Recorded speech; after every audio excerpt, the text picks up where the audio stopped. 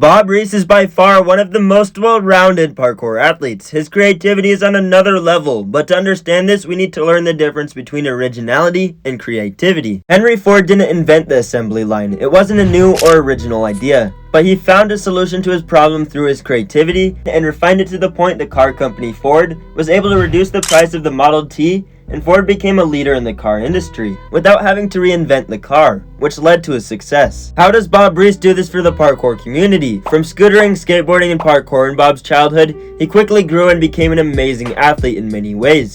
Bob learned a work ethic and mindset from training, which ultimately led to his success. Bob Reese invested his life into parkour. On the opposite side of Bob's career, social media was starting to create a name for himself. With the help of TikTok, Bob Reese created content about shenanigans and parkour. After finding a short content style called voiceovers, Bob Reese refined his style of content to the point his social media platforms exploded.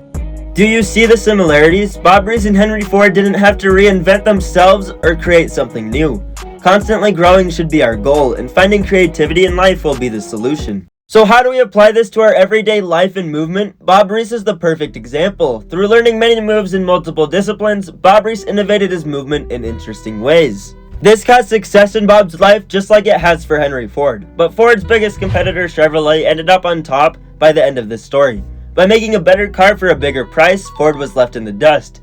This is where Bob Reese can stay successful, by changing his mindset. Instead of only relying on creativity, he innovates the sport by making ideas and moves as well. Innovation only comes after creativity. To innovate your life or the sport, we need to have a solid base. You never will start with a blank canvas but a colored one. Instead of backtracking, move forward and you can become successful. The future of parkour is here. It's time for the revolution.